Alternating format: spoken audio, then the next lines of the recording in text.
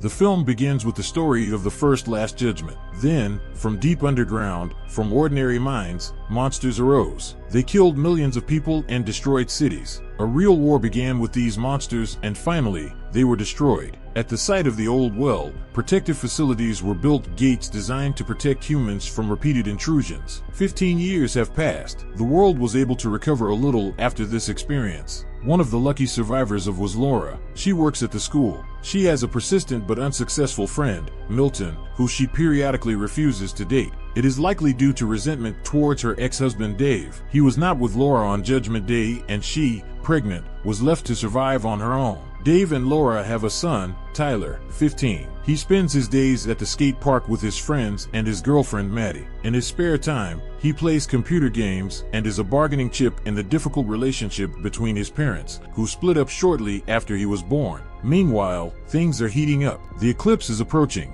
and it is one of the warning signs of a possible monster invasion. There is also increased seismic activity, emergency dome staff are conducting inspections, and some very disturbing news is making the headlines. The mass extinction of fish has begun everywhere. The same thing happened the day before the first Last Judgment. Migration is another alarming signal. It's all happening again, just like 15 years ago. Tyler is spending the weekend at his dad's house when the phone rings. Dave gets a call from his old friend Ted, sure that the new Judgment Day will be tomorrow. He insisted that Dave urgently pick up the family and go to his shelter before the eclipse. Meanwhile, the first monster appeared under the protective dome, quietly sneaked up the stairs. Soon, Laura called Dave. She also saw the news and asked Dave to take Tyler home. Milton has placed a shelter number, and she is sure that it is the only thing that can save them. Dave reassures her that he is the father and Tyler is safe with him. Tyler gets a text, reads it, and quietly leaves the house while his father speaks. Laura is panicking.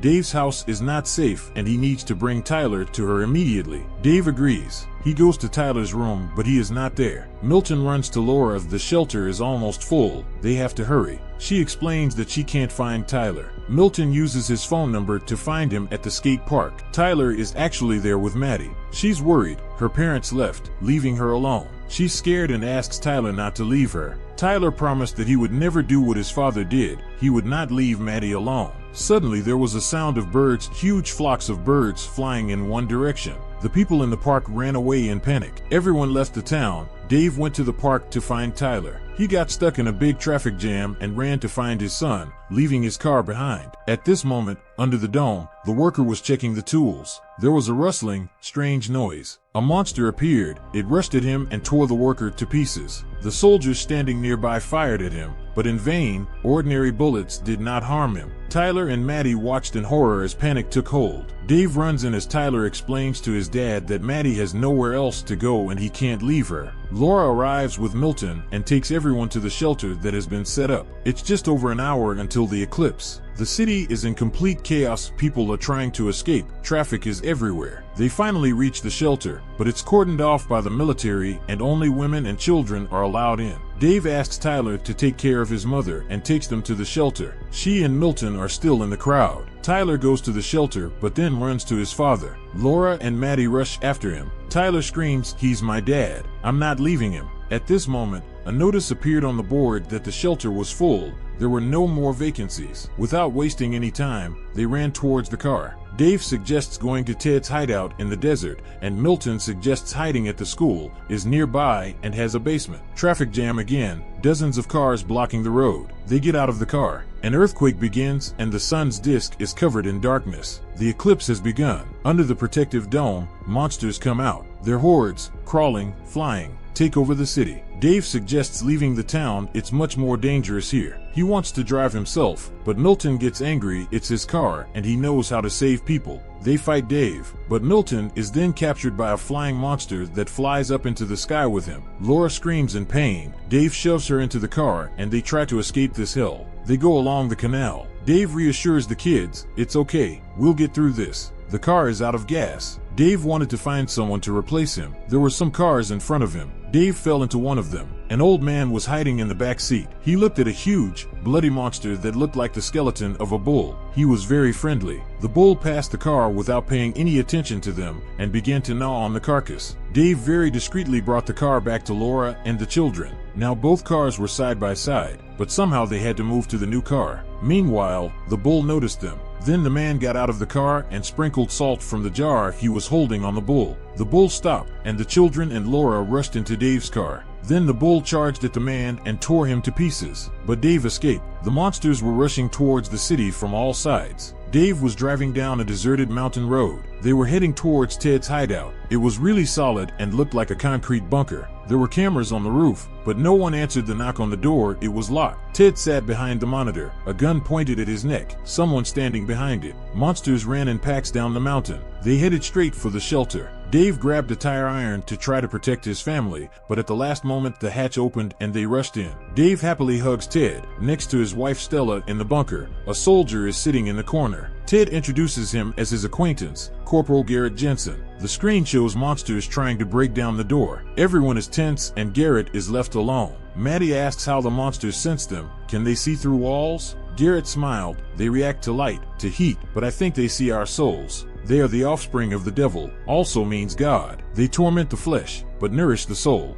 Are you religious, physically? Laura asked. Today, yes, he replied. He said that on the first Judgment Day, he was working in an oil refinery. When the monsters came, he managed to dive into a salt pond, where they were afraid to come near. He sat on the ground and listened as the monsters killed 150 of his co-workers and friends. Garrett was so engrossed in his story that he didn't notice Ted signaling Dave to reach for the knife. Dave understood and calmly took the knife. That's why it's called Judgment Day next Garrett. The devil reigns on this day. Just then, something like a centipede crawled from the street into a small hole in the window screen. Garrett said he would be the first on duty. Ted invited them to stay and looked at Dave meaningfully, but Garrett then pulls a gun out of its holster, forcing Dave to drop the knife. Garrett explains that he was trying to hide and found this hideout. Stella kindly lets him in, despite Ted's objections. He survived the first time and will survive now, no matter the cost. Tyler lunges at Garrett, who tries to take the gun from him, but Garrett threw him away. Dave comforts the corporal. At this moment, a centipede-like monster bursts out of the wall towards Stella, standing next to her. Ted rips it off his wife's neck and pours salt on it. Dave grabs Garrett's gun and shoots him.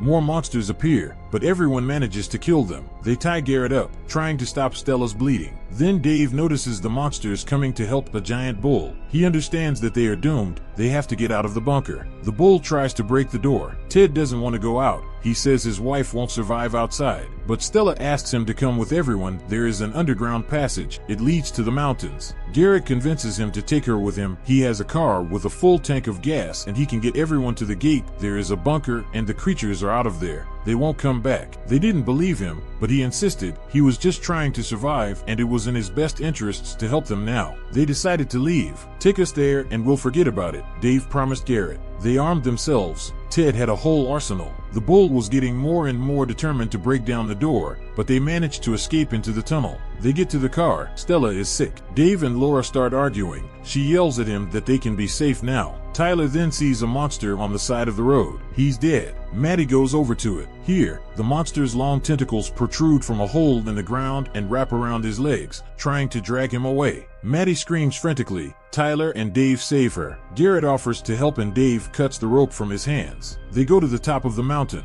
They see a destroyed and burning city. They got out of the car, but it wouldn't start. Monsters appeared on the top of the mountain and headed straight for them. Garrett tried to start the engine, while Stella looked at the monsters, then at the gun in her husband's hand. She pulled out her gun and got out of the car. Ted begged her to give him the gun, but Stella turned away and walked towards the monsters, knowing that she was doomed. Ted called out to him crying, but Dave shoved him into the car. At the last minute, they tried to leave. The mob of monsters rushed after them. Along the way, they picked up radio signals. They reported that most of the shelters could not withstand the onslaught and had been destroyed. Laura put her hand on Dave's shoulder as he stroked her. They reached the gate. It was empty, but the door was still open. Garrett says the storage room is in the basement. They're going there, but the power needs to be restored. Garrett and Dave decide to do it. The rest go find a first aid station. Ted has a back injury. Dave gets his power back. Garrett says the gate is prepared for a second invasion. Tons of salt are being pumped in, but the well is too deep.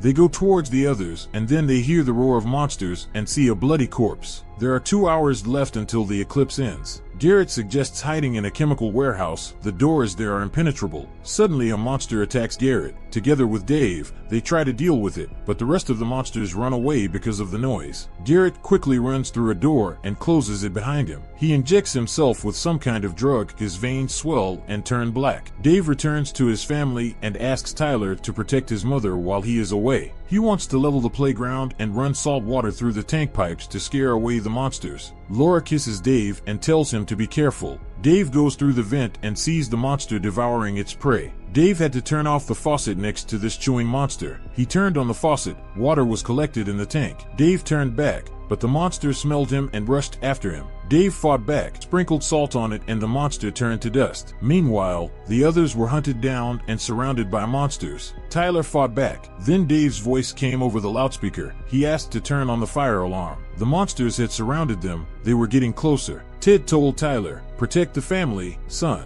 and attacked the monster with an axe. Several monsters attack him at once. Tyler fights back. Ted bloody tries to fight back. Tyler runs out of ammo. He sets off the fire alarm. Salty water jets attack from all sides. They fall on the monsters and they collapse into bloody dust, screaming in pain. They are saved, but Ted is dead. The eclipse ends. All the monsters come back through the return door. The kids and Laura run to an area. Garrett is standing there with a gun. He shoots Tyler. "This is not our world anymore. He won't survive anyway. God has a day off," he says, aiming again. Laura tries to cover her son with her body. Dave runs away and hits Garrett in the head with a fire extinguisher. Garrett falls to the ground. Dave throws himself at Tyler and Laura. Here a giant monster appears from below. It lunges at Garrett, who is closer to him, and slowly swallows him whole. They run into the medical unit, prepare the salt mixture in the cylinder. The monster approaches. He breaks down the door, but Dave manages to throw a concoction of bombs at him. It explodes. The monster roars madly and turns to ash. Laura hugs Dave, but they don't believe they're saved. Kissing,